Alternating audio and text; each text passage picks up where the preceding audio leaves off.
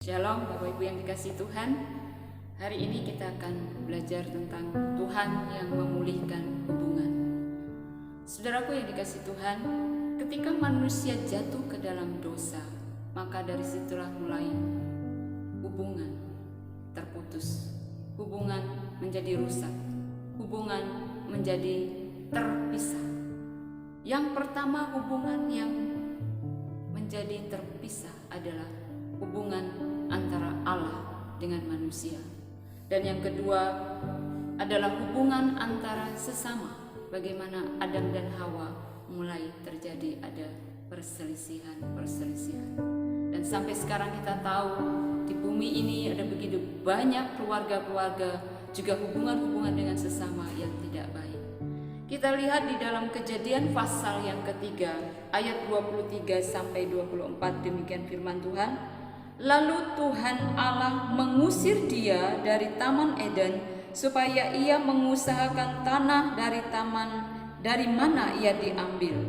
Ia menghalau manusia itu dan di sebelah timur Taman Eden ditempatkannyalah beberapa kerub dengan pedang yang bernyala-nyala dan menyambar-nyambar untuk menjaga jalan ke pohon kehidupan.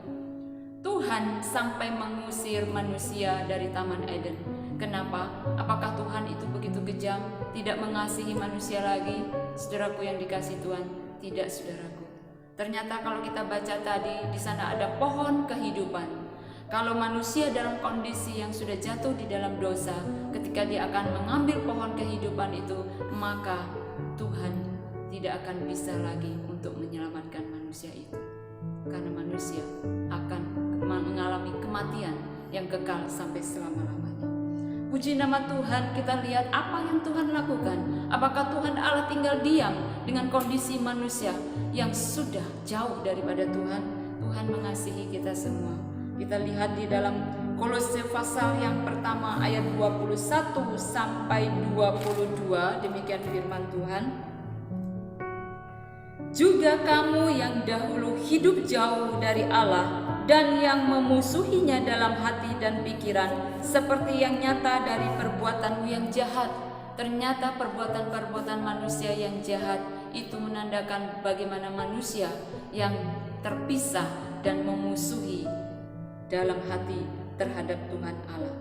Ayat 22, sekarang diperdamaikannya di dalam tubuh jasmani Kristus oleh kematiannya untuk menempatkan kamu kudus dan tak bercela dan tak bercacat di hadapannya. Puji nama Tuhan. Kristus Yesus ketika mati di kayu salib bagi kita, ketika kita percaya bahwa Tuhan darahnya menyucikan, menebus kita, maka saudaraku yang dikasihi Tuhan, hubungan yang rusak, hubungan yang terpisah antara manusia dengan Allah mulai dipulihkan oleh darah anak domba Allah. Saudaraku yang dikasihi Tuhan, kita sangat bersyukur sekarang kita sebagai anak-anak Tuhan, kita bisa datang kapan saja kepada Bapa kita di surga. Kita bisa berdoa, kita bisa meminta pertolongan Tuhan, kita bisa memuji menyembah Dia. Itu semua karena pengorbanan Tuhan Yesus di kayu salib. Dan itu menandakan Tuhan Allah begitu mengasihi ciptaannya, manusia yang diciptakan serupa dengan Dia.